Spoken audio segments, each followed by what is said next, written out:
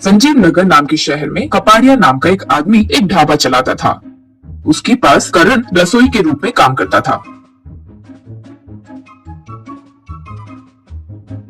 एक दिन करण करी बना रहा था तो कपाड़िया उसके पास आकर करी का स्वाद चख कर, करी तो स्वादिष्ट है, बाकी के आइटम्स भी अच्छे से बना रहे हो ना, अच्छे से बनाओ, लेकिन कल से मैं तुम्हें जो सामान दे रहा हूँ उन्हीं से खाना बनाना होगा। तुम जो सामान लाते हो वो कोई काम का नहीं आएगा, ठीक है ना? यूं कहा करण। ठीक है। यूं कहा अगले दिन से कपाड़िया कम दाम पर ही मिलावटी सामान लाकर करण को देने लगा। कुछ दिन वो इस्तेमाल करने पर करण को ठीक नहीं लगा तो एक दिन कपाड़िया से, आप जो सामान ला रहे हैं उससे खाना स्वादिष्ट तो नहीं बनेगा, साथ ही साथ कस्टमर की सेहत भी खराब हो रही है। यूं कहा तब कपाड़िया, मेरे लाए रेशन पर खराब नाम डाल रहे हो और तो और कस्टमर्स की सेहत तो खराब हो रही है ऐसे बोल रहे हो। चुपचाप मुंह बंद करो और काम करो, नहीं तो निकल जाओ। यूं कहा करण। मैं ये सामान के साथ यहाँ काम नहीं कर सकता हूँ, निकल रहा हूँ मैं यहाँ से। कहकर वो ढाबा छोड़कर चले गया। करण घर पर दुखी होकर चुपचाप कुछ सोचते हुए बैठा था। उसके पास उसकी माँ उमा आकर, क्यों रे ऐसे हो, क्या हुआ, क्या सोच रहे हो, यूं पूछी। तब करण, मेरी नौकरी चली गई माँ। यूं कहा उमा, दुखी मत हो रे, एक गई तो दूसरी मिल जाएगी, वरना तुम खुद से कुछ शुरू करो, यूं बोली। तब करण, निवेश के लिए पैसे भी तो चाहिए ना, होटल हो या ढाबा हो, शुरू करने के लिए तो बहुत पैसे लगते हैं, वो कहाँ से लाऊंगा, बोलना तो आसान है माँ। यूं कहा उमा, इतनी अधैर्य तो क्यों है, थोड़ा सा निवेश करके एक बंडी शुरू करो। तुम्हें एक पराठा बनाना अच्छे से आता है ना, पराठा बनाओ, एक नई बंडी पर पराठा का व्यापार शुरू करो। मैंने कुछ पैसे बचाए हैं वो दे दूंगी, फिक्र मत करो, यूं बोली।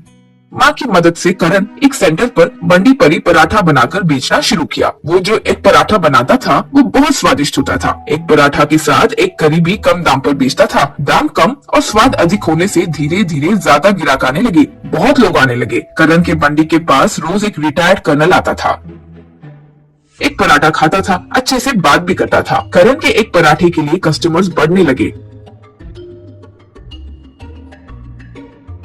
कपाड़िया को करण का यूं आगे बढ़ते देख बिल्कुल पसंद नहीं आया। करण का नाश करना होगा यूं सोचकर करण का एक पराठा एक करी बहुत खराब है यूं प्रचार शुरू किया। वो स्वाद के लिए अंदर कुछ मिलावट करता है और वो सेहत के लिए हानिकारक है ऐसे भी कहने लगा।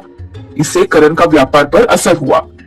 एक दिन कर्नल करण के पास जब आया तो करण को देखकर, क्या हुआ करण, ऐसे डल क्यों हो, यूं पूछा। तब करण, वो कपाड़िया ने सब खराब कर दिया है सर, वो मुझ पर झूठा प्रचार करके मेरा व्यापार खराब कर दिया, क्या करूं समझ नहीं पा रहा हूँ, यूं कहा। तब कर्नल, फिक्र मत करो करण, अच्छे लोगों के साथ हमेशा अच्छा ही होता है, उदास मत हो, मेरी बात मानो और जैसे मैं कहता हूँ वैसे करो, कहते हुए करण से कुछ कहा।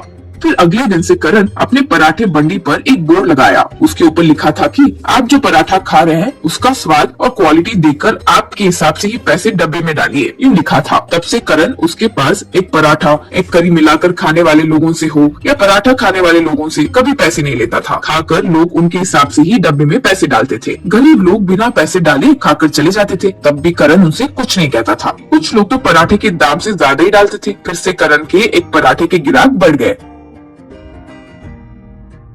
उस एरिया में करण के पराठे के लिए अच्छा नाम होने लगा। करण एक पराठा का स्वाद बहुत फेमस हुआ और गांव में या पड़ोसी नगर में भी नाम बढ़ने लगा। इससे करण जल्द ही अच्छे से कमाने लगा। एक ढाबा भी शुरू किया। उस ढाबे पर भी एक बोर्ड लगा रखा था। उस पर भी ऐसे ही लिखा था कि आप जो पराठा खा रहे हैं उसके स्वाद और शुद्धता के हिसाब से आप ही पैसे तय करके डब्बे में डालिए। ढाबा भी अच्छे से चलने लगा। करण की तरक्की से कपाड़िया के ढाबे का दिवाला निकल गया और कपाड़िया गांव छोड़कर चले गया। कर्नल करण को देखकर खुश हुआ। करण एक दिन कर्नल से, आपकी सलाह मेरे लिए बहुत काम आई, आपका ये एहसान मैं कभी भी नहीं चुका पाऊंगा, यूं कहा। तब कर्नल, मेरा तो इसमें कुछ नहीं है करण, सच्चाई और ईमानदारी से काम करोगे तो आगे बढ़ोगे, ये तुमने साबित किया है, यूं कहा। करण बहुत खुश हुआ। चीज किलो पराठा। सीतापुर नाम के गांव में रामनाथ नाम का व्यक्ति अपनी पत्नी अनुसुया के साथ मिलकर शादियों में बावर्ची का काम करता था।